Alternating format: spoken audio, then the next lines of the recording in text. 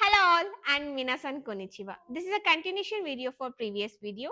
As I mentioned, I'm going to share two more things which I have observed in Japan railway station and here it is. First one is passengers.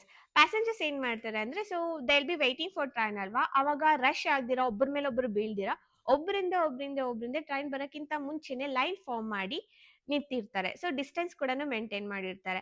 And until and unless ಅವ್ರ ಮುಂದೆ ಇರೋರು train ಹತ್ತೋವರೆಗೂ ಅವರು ಮುಂದೆ ಬರೋದಿಲ್ಲ, ಮುಂದೆ ಬಂದು train ಹತ್ತೋದಿಲ್ಲ.